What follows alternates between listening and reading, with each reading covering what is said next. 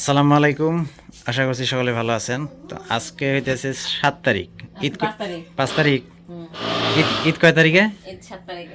7 তারিখে, আগামী 7 তারিখে হইতেছে ঈদ। তো ঈদের জন্য কিন্তু আমাদের এলাকায়, গ্রাম অঞ্চলে কিন্তু যতগুলো ঈদ আছে, মানে দুইটা ঈদেই মানে গ্রামে একটা প্রস্তুতি চলে, হচ্ছে ঘর ধোয়া মোছা, কাপড় চোপড় এগুলো ধোয়া, তারপরে এই জিনিসগুলো আর কি প্রস্তুতি চলে।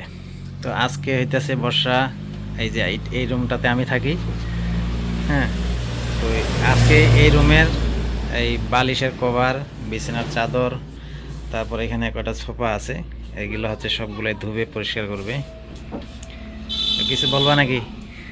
আমরা কিন্তু মূলত সবসময় ঘর দুয়ার মানে ঘর বাড়ি পরিষ্কার করি। আমি কিন্তু প্রতি শুক্রবারে ঘর বাড়ি পরিষ্কার করি। শুক্রবারে যেহেতু ছুটির দিন আছে, মেয়ের স্কুল বন্ধ থাকে, তো আমি প্রতি শুক্রবারে ঘর পরিষ্কার করি। তারপরও ওই জানালাটা খুলে দাও তো। ঈদ আসলে আমাদের এলাকায়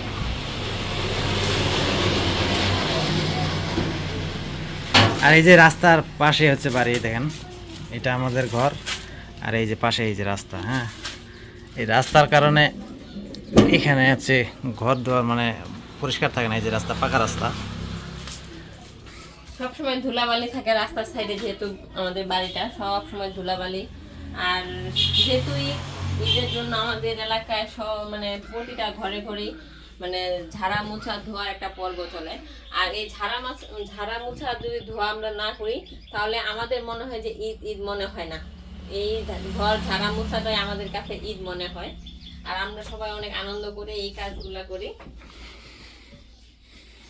কম বেশি কিন্তু আমরা প্রতিদিনই ঘর বাড়ি পরিষ্কার রাখি, কিন্তু তারপরও ঈদের সময় আমাদের একটু বেশি করার লাগে। হচ্ছে সবকিছু আমি পরিষ্কার করে ঝাড়ে মুছে নিব।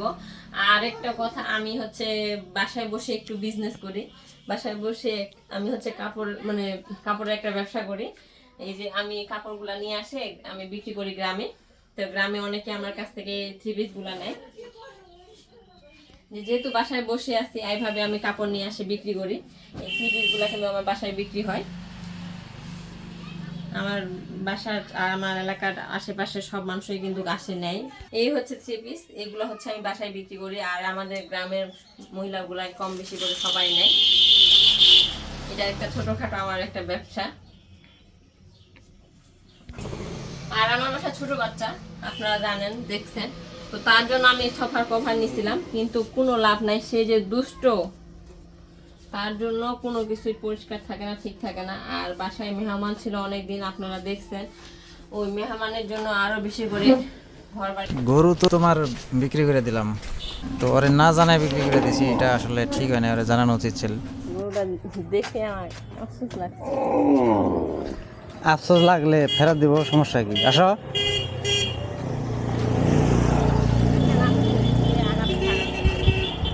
অত রানিং এ আসবে ঘোড়া নেব নাকি?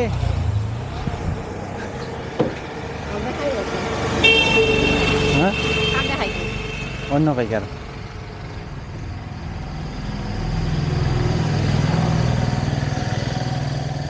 এটা হচ্ছে এই গরুটা হচ্ছে আমি নিছিলাম, এটার বাছুর আর হচ্ছে এটা সহ হচ্ছে ৭৫,০০০ না।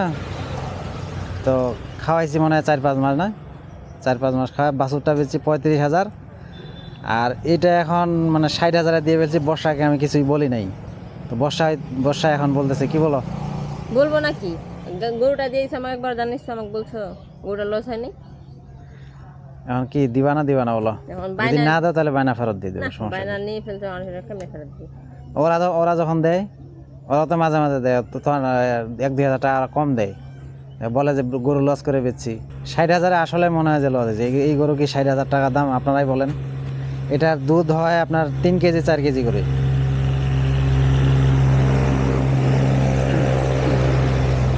গরুটা দেখতে যেমন সুন্দর, গরুটার দুধও হয় বেশি, 3-4 কেজি করে দুধ দেয় এই গরু। আর যা হোক, মাশাআল্লাহ, শরীর স্বাস্থ্য ভালো আছে। এই গরুটা কেমনে তুমি ৬০,০০০ টাকায় দিলা?